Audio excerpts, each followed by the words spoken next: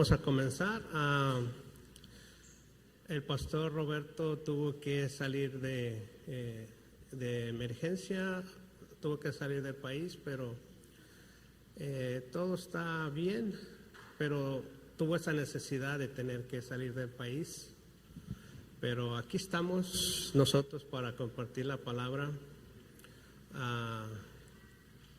Coincidentemente, el miércoles leíamos una escritura en la clase de español que dice que el apóstol Pablo le exhorta a Timoteo que predique la palabra de Dios en tiempo y fuera de tiempo.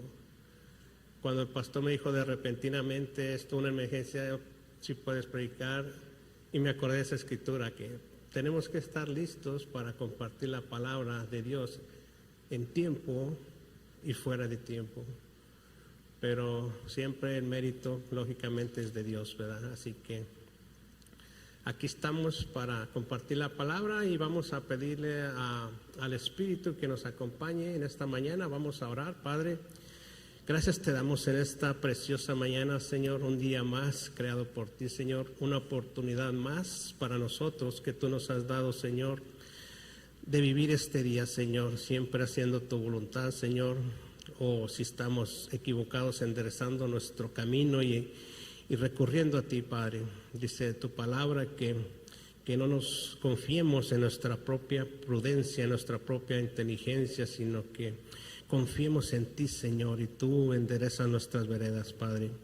Pedimos que tú nos hables en esta mañana, Señor, que tú nos hables a través de tu palabra, que no sean simplemente palabras superficiales, sino que nos veas, Señor, nos hagas que veamos a través de tu Espíritu, Señor, la revelación que tú tienes para nosotros en esta mañana, Señor. Así como el siervo de Eliseo, Señor, que tenía los ojos espirituales cerrados, Señor, pero cuando tú se los abriste, Señor, pudo ver el ejército grande que tú tenías campando, Señor, para defender a tu siervo, el profeta Eliseo, Señor. Que así abra nuestros ojos espirituales para absorber y entender tu palabra, Señor, que se plante en nuestro corazón y crezca, Señor, y que dé fruto para cambio y transformación de nuestras vidas, Señor. Te agradecemos todo en este día y te pedimos en el nombre de Jesús y todos decimos amén, amén. Muy bien, vamos a comenzar. Este tema que yo le puse se llama No te apartes del que te da la victoria. No te apartes del que te da la victoria. Si es alguien que te está dando la victoria, ¿por qué apartarnos de él? Y volviendo a los deportes, cuando un equipo tiene un goleador, que es el que siempre mete los goles y les da la victoria, cuando ese jugador se sale del equipo, ¿qué es lo que pasa? Pierden y pierden y pierden y pierden, ¿verdad? Se fue el que metía los goles, se fue el que les daba la victoria. Entonces, el tema que yo le puse, no te apartes del que te da la victoria. Y en base a ese tema, quiero leer la primera escritura. Es un verso que está en 1 Corintios 10:14, que dice: por tanto, amados míos, huid de la idolatría. Por tanto, amados míos, huid de la idolatría. Estas son palabras del apóstol Pablo que le escribe a los creyentes de Corintio, pero hay otra escritura que también menciona el apóstol San Juan en 1 de Juan, que dice: hijitos míos, apartaos de la idolatría. O sea que son dos apóstoles, el apóstol Pablo y el apóstol San Juan, que nos aconsejan, que nos hablan, que nos dicen que nos apartemos, que huyamos de la idolatría. Se supone que son creyentes, que ya no tienen este tipo de idolatría, mas sin embargo los dos apóstoles, ¿verdad?, les hablan a los creyentes y les dicen estas palabras: apártense, ¿verdad?, huyan de la idolatría. ¿Por qué? Porque esto es algo peligroso, hermanos. Es algo, a veces lo vemos como algo tan sencillo, algo tan superficial, pero ahorita vamos a ver lo que causa la idolatría, ¿verdad?, en nuestra vida. Si nosotros observamos el pueblo de Dios, el pueblo de Israel, a través de la historia en el Antiguo Testamento, nosotros vemos cómo Dios formó un plan para ellos desde cuando estaban esclavizados en Egipto y mandó las plagas para liberarlos al faraón, ¿verdad? Y solamente yo me imagino como si Dios le hablara al faraón y le diera dos opciones, ¿verdad? O los dejas ir o los dejas ir. Y el faraón dijo, los dejo ir, ¿verdad? ¿Por qué? Porque vio el poder de Dios y cómo Dios, ¿verdad?, se manifestó su poder, ¿verdad?, para poder liberar a su pueblo, ¿verdad?, mandando estas plagas, y cómo los pasó por el desierto, ¿verdad?, por 40 años.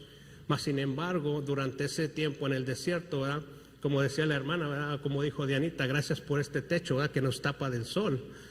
En el desierto el sol es muchísimo más fuerte que aquí. Pero más sin embargo Dios, ¿verdad?, formaba una columna, una nube, ¿verdad?, que les protegía del sol y les daba esa sombra, ¿verdad? Y en la noche, durante el frío, ¿verdad?, hacía una columna de fuego y los protegía del frío. Entonces, cómo Dios se manifestaba a su pueblo, ¿verdad?, haciendo milagros, haciendo señales, grandes señales, ¿verdad? Y cómo Dios los alimentó a través, como mencionamos la otra vez, a través de una piedra, ¿verdad?, que les daba agua. Cómo le pegaba una piedra y salía de una roca agua para toda la multitud. Cómo hacía llover el maná, ¿verdad?, o el pan del cielo, ¿verdad? Cómo Dios se manifestaba a este pueblo y los estableció como nación en la tierra prometida, ¿verdad? Y les dio una ley y los estableció como nación. Mas sin embargo, a pesar de tantas señales que Dios les dio, tantos milagros a favor de ellos, ¿verdad?, cómo el pueblo, este pueblo de Dios, ¿verdad?, abandonaba a Dios y se iba a través de los ídolos, se iba a través de otros dioses, viendo las señales que Dios hacía, 10 plagas. Ustedes se imaginan cosas milagrosas que nunca se habían visto, ¿verdad? Y Dios se manifestó. Cuando salieron de Egipto y el faraón se arrepintió de haberlos dejado libres, cómo fue tras de ellos con su ejército, y el pueblo de Dios, al verse encerrados entre el mar y el ejército, ¿verdad?, estaban asustados, cómo Dios abrió el mar milagrosamente para que pasaran por ahí, ¿verdad? Dios se manifestó grandemente, mas sin embargo, repito, una y otra vez, ¿verdad?, el pueblo de Dios, ¿verdad?, se apartaba de Dios, abandonaba de Dios y se iba en pos de otros ídolos, en pos de otros dioses. ¿Por qué? Porque si Dios se había manifestado a ellos, si les había hecho tantos favores, ¿verdad?, tantas señales, ¿por qué el pueblo de Dios, ¿verdad?, lo abandonaba? Y no digo una vez ni dos veces, sino una y otra y otra y otra vez. ¿Por qué este pueblo hacía eso? Si era el pueblo de Dios, si conoció a Dios. Una de las cosas que el mundo ofrece y que en ese entonces ofrecían estos dioses, ¿verdad?, era lo que atraía al pueblo de Dios, lo que ellos ofrecían. Cuando ellos llegaron a la tierra prometida y Dios los estableció como nación, no llegaron a una tierra vacía, no llegaron a un lugar que ellos iban a poblar, ya había otros pueblos ahí. Por ejemplo, los cananeos. Los cananeos era un pueblo muy idólatra, tenían un panteón sofisticado con muchos dioses. Y cada uno de esos dioses les ofrecía algo. Algo, por ejemplo, estaba Baal, estaba Acera, estaba Moloch, estaba Asdod, estaba muchos dioses, ¿verdad? Estaba Dagón, y cada uno de ellos les ofrecía algo. Uno era el dios de la lluvia, otro era el dios de la cosecha, otro era el dios que les daba fuerza, otro que les daba protección, y así sucesivamente, ¿verdad? Cada uno de estos dioses les ofrecía algo al pueblo de Dios, ¿verdad?, que ellos querían, y eso los atraía a llevar, a adorar y a creer en estos dioses, apartándolos del Dios verdadero. Pero mientras que Dios, ¿verdad?, nos pide una relación con Él, estos dioses les pedían, ¿verdad?, sacrificios, les pedían rituales que para ese pueblo, ¿verdad?, era más fácil hacer. Para ellos se les hacía más fácil ofrecerles un ritual que tener una relación con Dios. Para ellos se les hacía más difícil conservar esa relación, esa intimidad con Dios, ¿verdad?, que ofrecerle un simple ritual a un Dios, un sacrificio. Entonces, pero a través de las Escrituras nosotros vemos cómo Dios ha manifestado su poder mucho más que estos dioses. Cómo leemos las Escrituras y vemos cómo el Dios poderoso, ¿verdad?, cómo se manifiesta con poder ante estos dioses. Por ejemplo, en los tiempos del profeta Elías, en los tiempos del rey Acab y Jezabel, ¿verdad?, ellos tenían 450 profetas de Baal, 400 profetas de Acera, ¿verdad? Pero el profeta Elías, ¿verdad?, utilizado por Dios, ¿verdad?, tuvo este enfrentamiento con esos profetas. Y él les dijo, ¿verdad?, vamos a hacer una cosa, vamos a ofrecer un sacrificio. Y su Dios va a consumir el sacrificio y mi Dios va a consumir mi sacrificio. En ese entonces no había lluvia. En ese entonces, dice la palabra, Dios había cerrado el cielo. Como nosotros, y el Dios de ellos, ¿verdad?, el Dios de la lluvia no pudo hacer llover. Dios lo cerró por cerca de 3 años. Cuando Dios decidió cerrar el cielo y no lloviera, lo cerró. Cuando decidió abrirlo, lo abrió. Y Dios demostró que Él tiene el poder y no sus dioses. Y cuando el profeta Elías, ¿verdad?, se enfrentó a esos profetas para demostrar quién es el Dios poderoso, ¿verdad?, dice la palabra que los profetas de ellos, ¿verdad?, se sacrificaban, se cortaban, gritaban a su Dios, ¿verdad?, para que consumiera el holocausto, mas sin embargo nunca sucedió eso. Estuvo desde la mañana hasta mediodía y gritando, y el profeta Elías le decía, griten más fuerte, a lo mejor no los oye, griten más fuerte, a lo mejor está dormido, a lo mejor está ocupado. Y ellos por horas, pidiéndole a su Dios, ¿verdad?, y no pudo consumir ese holocausto. Cuando Elías clamó al Dios, ¿verdad?, del cielo, inmediatamente el Señor consumió ese holocausto y demostró el profeta Elías, ¿verdad?, el poder de Dios. El poder del Dios, ¿verdad?, que está sobre el poder de los demás dioses.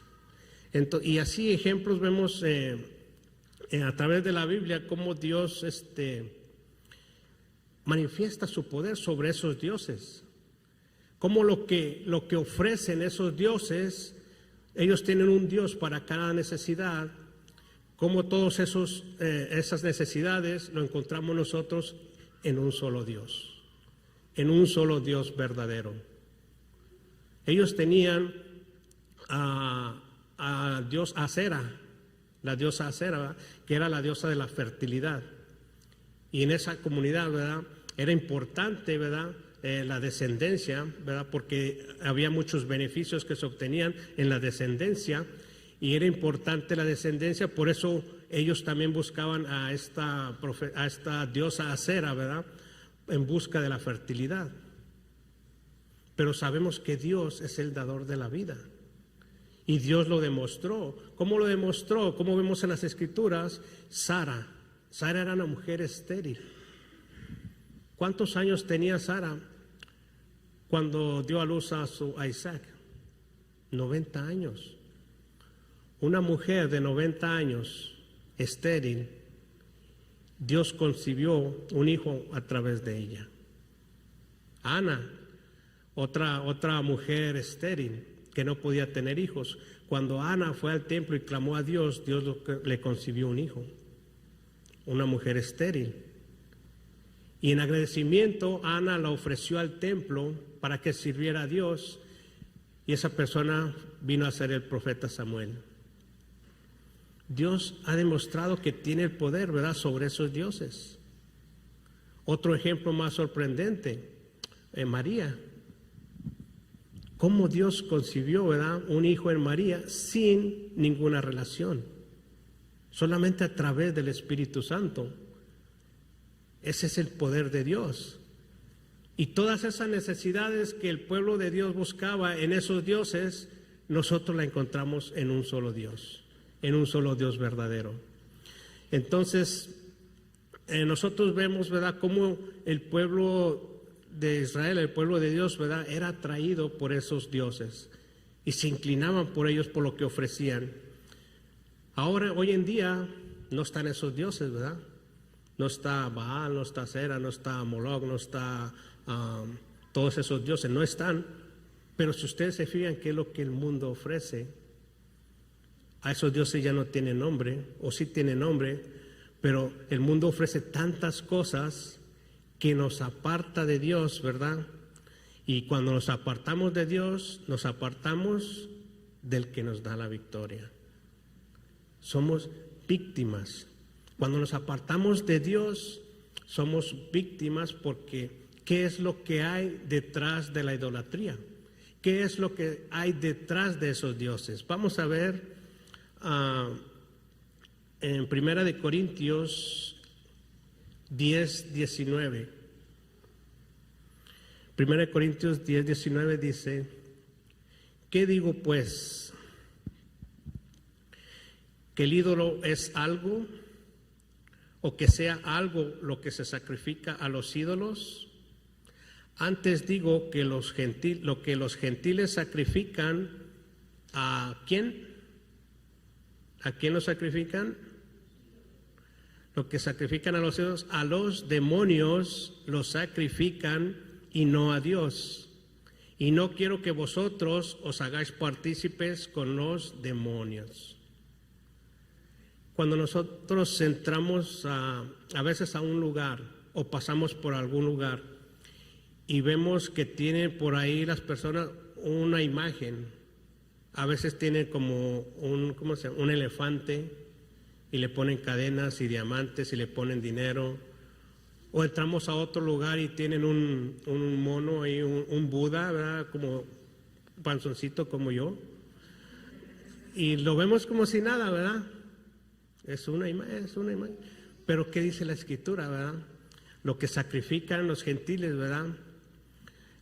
La imagen no es nada, dice la Escritura, ¿verdad? La imagen no es nada. Lo que ofrecen, lo que sacrifican no es nada, pero ¿qué es lo que hay detrás de esa imagen? Hay una entidad espiritual. Por eso dice, antes digo que lo que los gentiles sacrifican, a los demonios los sacrifican y no a Dios. Y no quiero que vosotros os hagáis partícipes con los demonios. Ahí vemos cómo aparentemente no hay nada malo con lo que vemos en la imagen. Y la Escritura lo dice, ¿verdad? La imagen no es nada, lo que sacrifican no es nada, ¿verdad? Pero lo que sacrifican, ¿a quién se lo sacrifican? A los demonios, ¿verdad? Dice el apóstol, no quiero que sean partícipes con los demonios, ¿verdad? ¿Por qué? Porque cuando nosotros hacemos esas cosas, ¿verdad?, nos estamos apartando de Dios. Y repito otra vez, apartados de Dios es apartarnos del que nos da la victoria. Cuando nos apartamos de Dios somos simplemente víctimas del enemigo. Nosotros no tenemos poder sobre el enemigo. Nosotros no podemos vencer al enemigo. Somos víctimas. El ejemplo está en los hijos de un sacerdote que quisieron echar fuera un demonio, ¿verdad?, en su propio poder. Ese demonio se les fue encima, los rasguñó, los golpeó, les quitó la ropa y tuvieron que huir, ¿verdad? Porque nosotros no tenemos ese poder.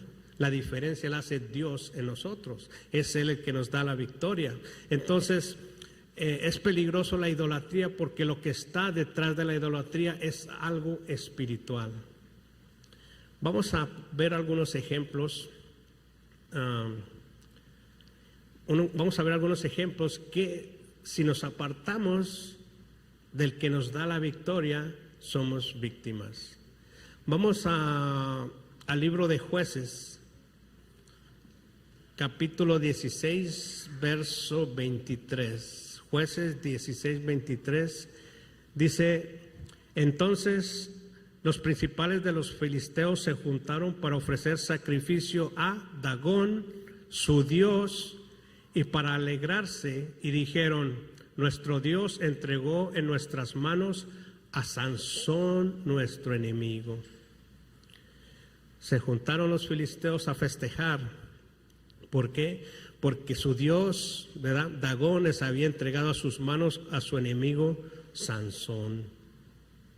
¿Qué pasó con Sansón? Si Sansón en una ocasión, dice la palabra, con una quijada de burro, mató a 1000 filisteos. Con una quijada de burro, Sansón mató a 1000 filisteos. ¿Qué le pasó? ¿Qué le pasó a Sansón? ¿En dónde tenía las fuerzas Sansón? En el pelo largo. Se hacía una trenza y los...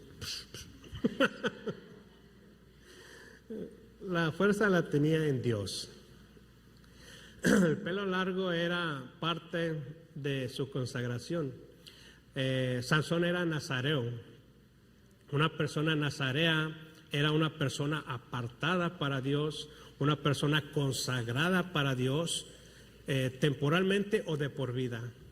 Cuando una persona decía, oh, esa persona es nazarea, significa que estaba consagrada a Dios. Estaba consagrada a Dios, ¿verdad? Y la ley decía que una persona nazarea debía de cumplir con 3 requisitos principales. Una de ellas era no alcohol. Una persona nazarea no tenía que beber alcohol. Otro requisito era de que no tenía que tocar o acercarse a algún cadáver. Y otro requisito era de que tenía que dejarse el cabello largo. 3 requisitos principales de una persona nazarea, una persona que se entregaba completamente a Dios, que se consagraba para Dios, ¿verdad? Tenía que cumplir estos requisitos. Pero ¿qué pasó? El enemigo con su astucia, ¿verdad?, le tiró la carnada a través de una mujer llamada Dalila, ¿verdad? Y Sansón mordió el bocado, ¿verdad? Le reveló su secreto de su fuerza y poder, ¿verdad? Y que el pelo largo se lo cortaron, ¿verdad? Al momento que le cortaron el pelo, ¿verdad?, perdió el nazareato, perdió su consagración a Dios. No es de que tuviera la fuerza en el pelo, sino que era parte de la consagración a Dios.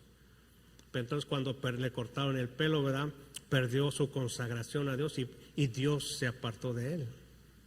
Él pensaba, y dice la Escritura, me escaparé como otras veces. Cuando le cortaron el pelo y después lo atraparon, ¿verdad?, él dijo, me escaparé como otras veces. ¿Por qué? Porque ya lo habían atrapado antes, pero Dios estaba con él. El Espíritu de Dios estaba con él y Dios le ayudaba a salir libre, a liberarse.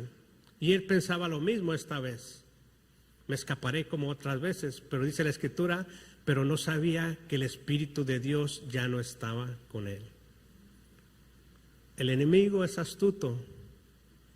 Y repito, hoy en día no tenemos esos dioses de ese entonces.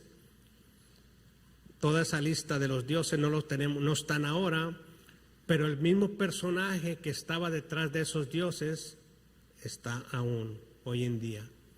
Satanás, el enemigo, y no usa esos dioses, usa diferentes formas para atraernos. Y nos avienta la carnada, ¿verdad? Diferentes carnadas, así como el pescador pone una lombriz y no cae nada, se la quita, le pone una molleja de pollo y no cae nada, y le pone un hígado de no sé qué, y aquí pesca, ¿verdad? Así es el enemigo.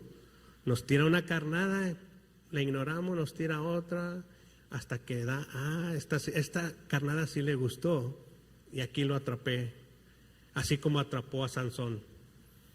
Le puso la carnada al enemigo, cayó, ¿verdad?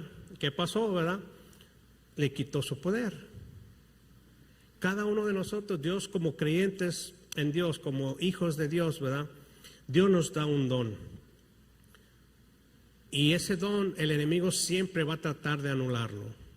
Siempre va a tratar de quitarle ese don. ¿En qué manera? Como dice la Escritura, no entristezcáis al Espíritu. No entristezcas al Espíritu, no apagues el Espíritu. Cuando hacemos cosas que no agradan a Dios, el Espíritu de Dios baja. Y es como como Sansón, ¿verdad?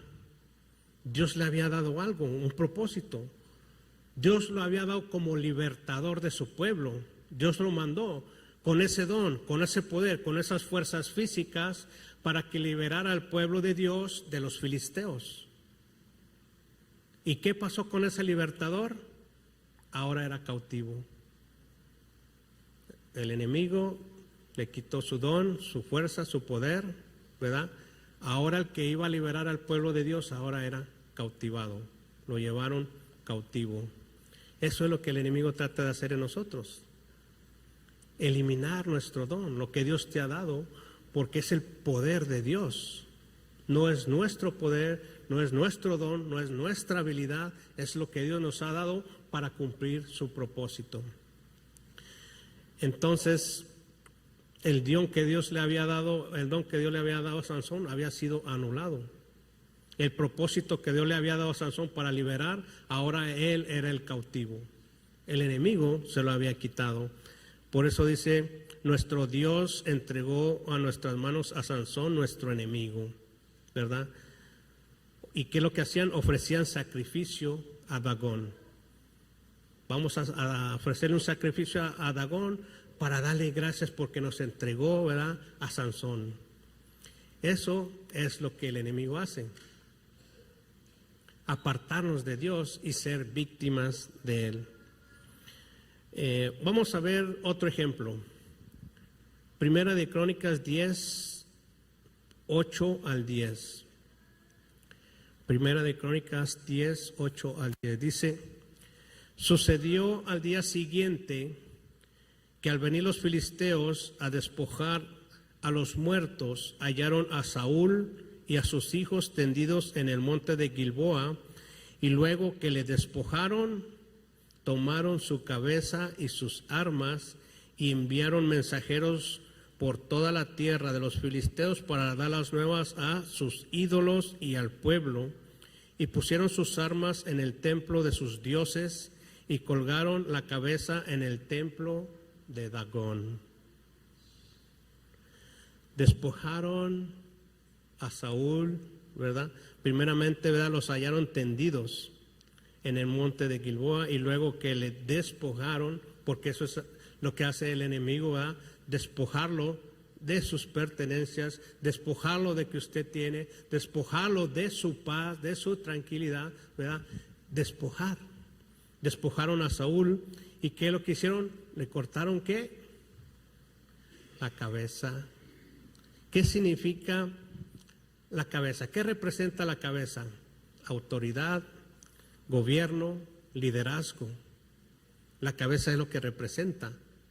Le cortaron la cabeza a Saúl, ¿verdad? Le cortaron el liderazgo, le cortaron su gobierno. No más Saúl, no más liderazgo, no más gobierno de Saúl.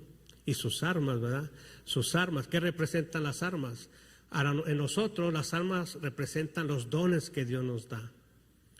Es lo que Dios nos da, el poder que Dios nos da a través de los dones, ¿verdad?, para poder ejercerlo y para poder combatir al enemigo. Repito, nosotros solos no podemos hacer nada. Es Dios el que nos puede usar a nosotros a través de sus dones para nosotros poder vencerlo. Entonces despojaron a Saúl, le quitaron su cabeza, sus armas y las pusieron como trofeo, ¿verdad?, en el templo de Dagón. Dijeron, aquí está nuestro trofeo, gracias Dagón por otra victoria más que nos has dado. Aquí está el trofeo, la cabeza de Saúl la colgamos, ¿verdad?, para que tú la tengas como un trofeo, ¿verdad? Y enviaron mensajeros, ¿verdad?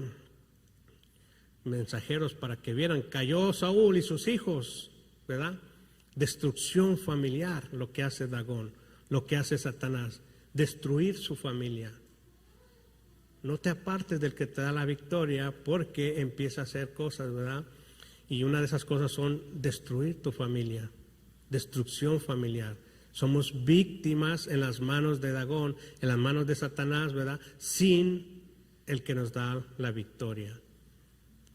Una familia, ¿verdad?, que había sido escogida por Dios para un propósito. Saúl como el rey de su pueblo, ¿verdad?, y sus hijos, una familia eliminada, ¿verdad?, a manos de Dagón y sus filisteos. Cayó Saúl, destruyó su familia. ¿Y qué más hizo Dagón? Una vez que tumbó el liderazgo, una vez que tumbó el gobierno, ¿qué más hizo? Primera de Samuel 4, versos 1 y 2. Primera de Samuel 4, versos 1 y 2 dice: por aquel tiempo salió Israel a encontrar en batalla a los filisteos y acampó junto a Benezer, y los filisteos acamparon en Afec. Y los filisteos presentaron la batalla a Israel, y trabándose el combate, Israel fue vencido delante de los filisteos, los cuales hirieron en batalla en el campo como a 4,000. Un enfrentamiento, ¿verdad?, entre los filisteos y el pueblo de Israel. Los filisteos, el pueblo de Dagón contra el pueblo de Dios, ¿verdad?, ya sin el liderazgo. Y dice, cayeron como 4,000. Más destrucción. ¿Qué más? Versos 10 y 11. Ahí mismo, en 1 Samuel 4. Versos 10 y 11. Pelearon pues los filisteos, e Israel fue vencido, y huyeron cada cual a sus tiendas, y fue hecha muy grande mortandad, pues cayeron de Israel 30,000 hombres de a pie, y el arca de Dios fue tomada, y muertos los 2 hijos de Elí, Ofni y Finés. Más destrucción, más víctimas, 30,000, y en la otra ocasión 4,000, 34,000 personas muertas por los filisteos, por apartarse de Dios, por apartarse del que les da la victoria. El enemigo no tiene compasión. El enemigo no se tienta el corazón, no va a decir, oh, es un niño, oh, es una mujer, oh, es un anciano. No. El enemigo le abre la puerta, como dice el hermano, y pone el pie luego, ¿verdad? Quiere cerrar la puerta y pone el pie para que no la cierres, ¿verdad? Para meterse.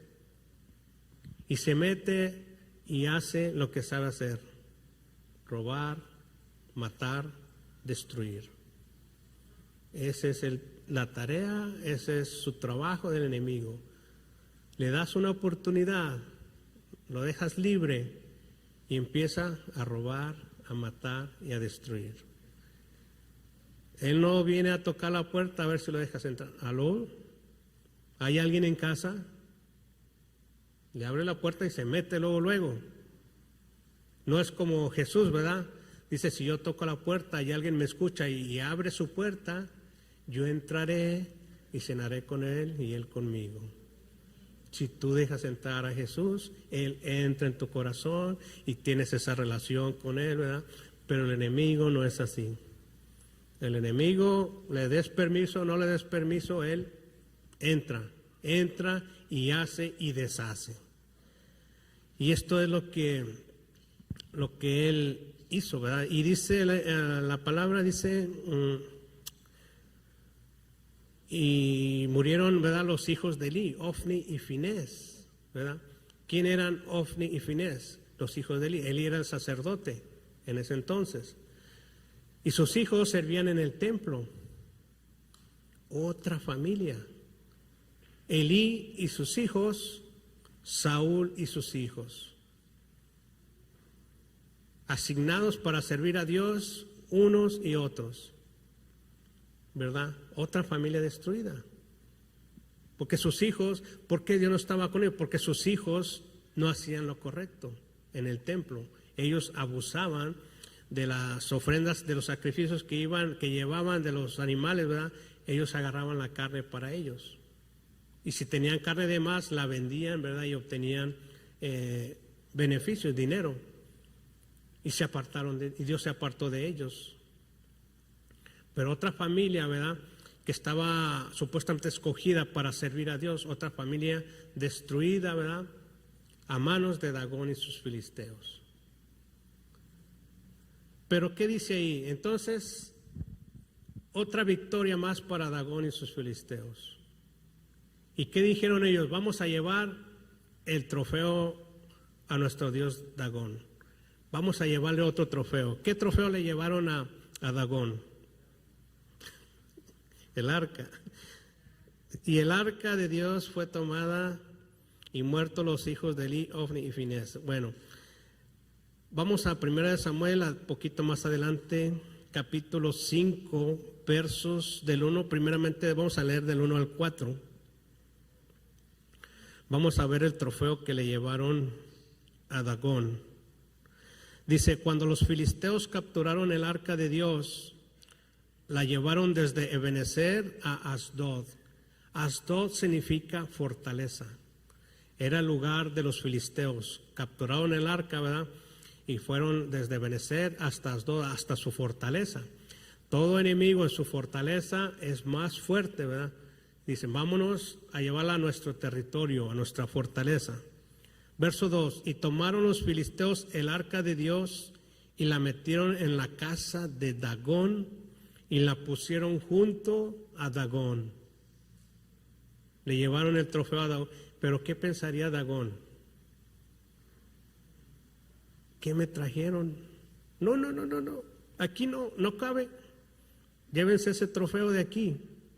No cabemos aquí. Llévenselo al vecino. Dice, y la pusieron junto a Dagón, y cuando al siguiente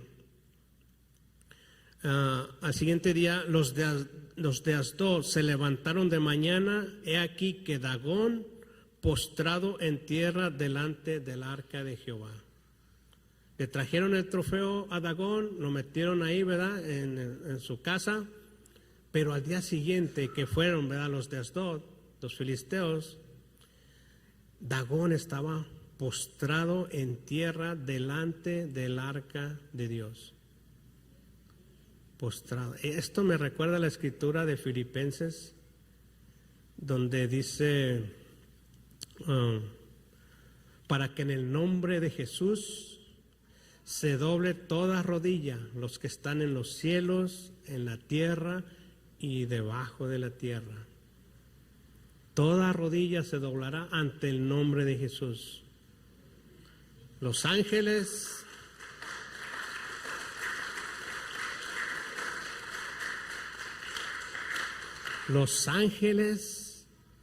la humanidad y los demonios se deben doblar toda rodilla ante Jesús, porque Él es el Rey.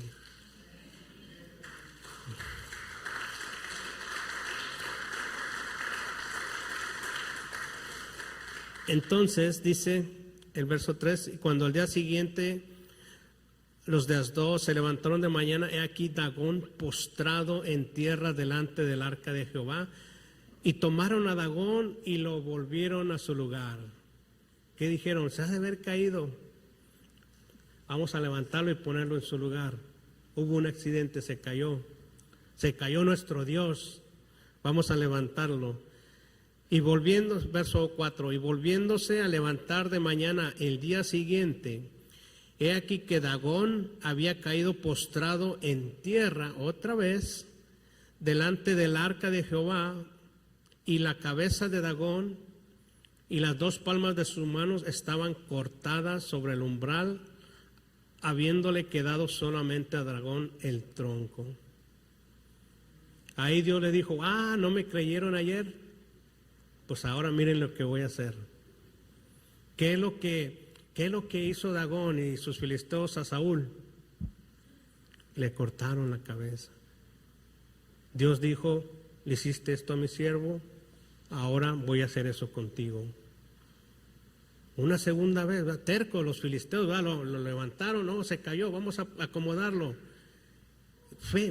Tenían fe en su Dios Dagón, ¿verdad? Así debemos tener nosotros fe en Dios. Y lo levantaron, y esta vez al día siguiente, ¿verdad?, volvió a amanecer en el piso, pero ahora sin cabeza, sin las manos. Ahora Dios dijo, le has hecho mucho daño a mi pueblo, ahora yo te voy a cortar tu liderazgo, tu gobierno, y te voy a cortar las manos. ¿Qué representan las manos? las obras, lo que hacemos. Te voy a cortar las manos para que ya no esté haciendo cosas en contra de mi pueblo. ¿Cómo sabemos que Dios le cortó su liderazgo, le cortó sus obras? Verso 6, 1 Samuel 5:6 dice: y se agravó la mano de Jehová sobre los de Asdod, y los destruyó, y los hirió con tumores en Asdod y en todo su territorio. Verso 7, y viendo esto los de Asdod dijeron: no quede con nosotros el arca de Dios de Israel, porque su mano es dura sobre nosotros y sobre nuestro Dios Dagón. Fíjense qué es lo que Dagón y sus filisteos destruyeron muchas cosas del pueblo de Dios.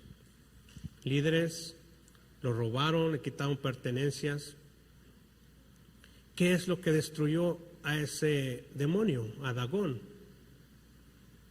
Solamente la presencia de Dios. El arca representaba la presencia de Dios.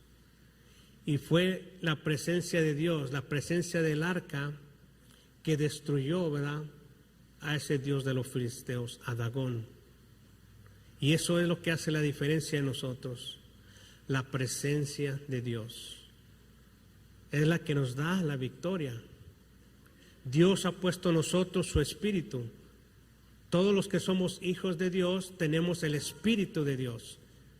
Y la presencia de Dios es la que nos da la victoria.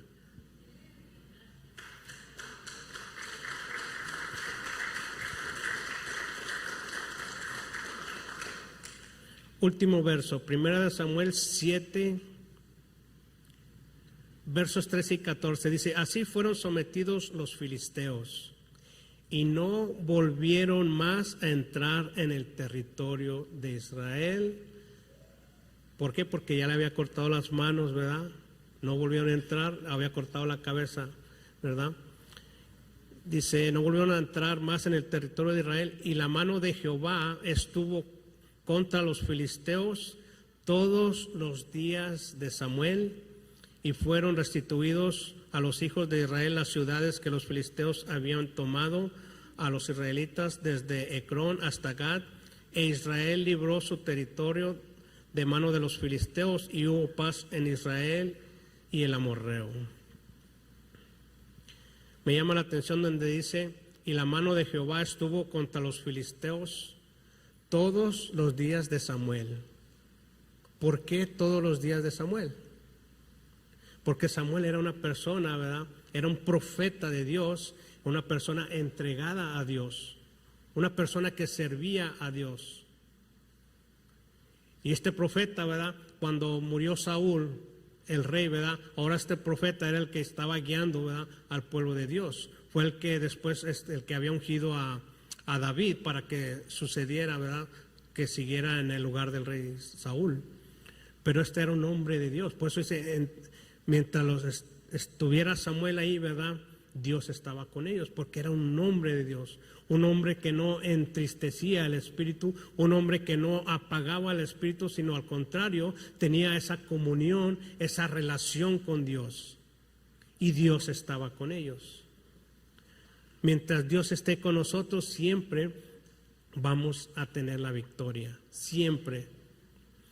Entonces, todo lo que esos dioses ofrecían, Baal, Asera, Moloch, Dagón, Astarte, todo lo que ofrecían ellos, todo eso, ¿verdad?, lo obtenemos nosotros en Dios.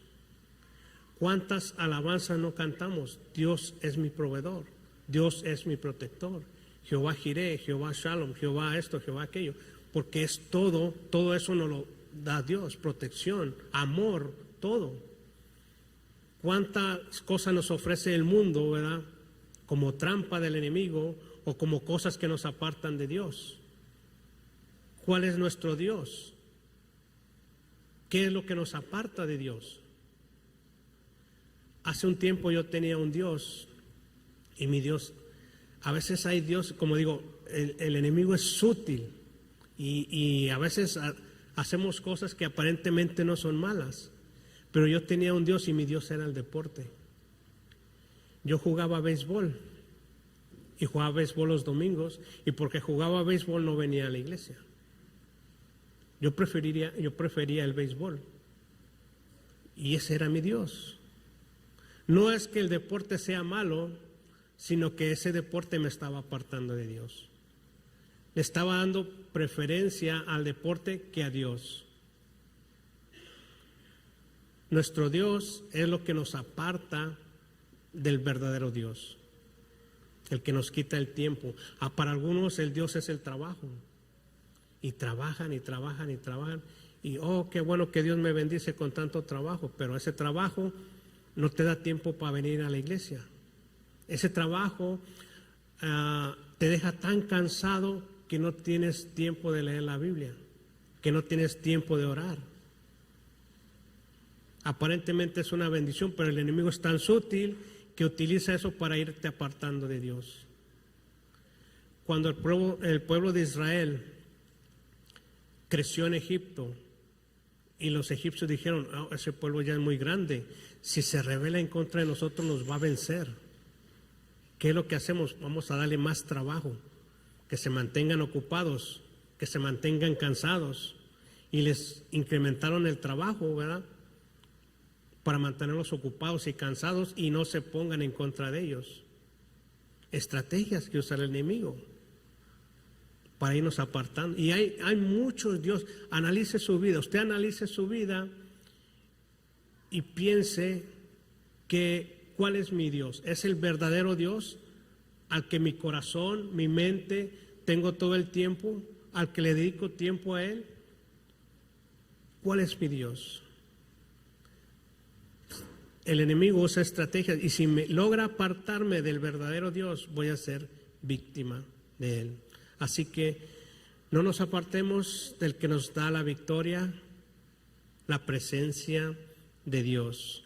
El mismo Espíritu de Dios que resucitó a Jesús de entre los muertos es el mismo Espíritu que mora en nosotros. Ese mismo Espíritu. No lo entristezcas, no lo apagues, ¿verdad? Porque Sansón era una persona consagrada a Dios, era una persona que tenía el Espíritu de Dios, pero por su desobediencia cayó en la trampa del enemigo y fue víctima de Dagón y sus filisteos. Si lo apagas y lo entristeces, igual que Saúl, que había sido una persona ungida por Dios, ¿verdad?, para ser rey de Israel, ¿verdad?, pero por su desobediencia fue víctima de Dagón y sus filisteos. No lo apaguemos ni lo entristezcamos, porque Elí y sus hijos eran personas, ¿verdad?, que Dios había escogido para servirle, mas sin embargo, ¿verdad?, por su desobediencia fueron víctimas de Dagón y sus filisteos. Ejemplos que vemos claramente que si nos apartamos de Dios, somos víctimas. No apaguemos el Espíritu, no lo entristezcamos, sino al contrario, ¿verdad?, alimentar el Espíritu. El Espíritu lo representa la Biblia como fuego.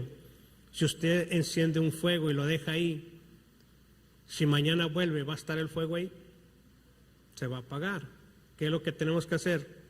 Échale leña, mantener el Espíritu prendido. Alimenta el Espíritu, échale leña al Espíritu, ora, la palabra, relación, comunión con Dios, y mantén ese Espíritu. No nos apartemos del que nos da la victoria.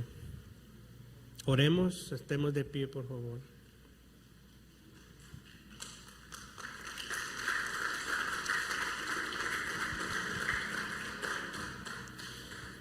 Padre, gracias te damos, mi Dios, por tu palabra. Gracias, Señor, porque estamos en el tiempo que tú nos haces ver las cosas. Hay tiempo para reaccionar, para recapacitar, para enderezar nuestro camino. Y gracias por tu palabra que nos hace ver, Señor, tu voluntad en cada uno de nosotros. Gracias porque sabemos que tú estás con nosotros y es suficiente para vencer cualquier adversidad.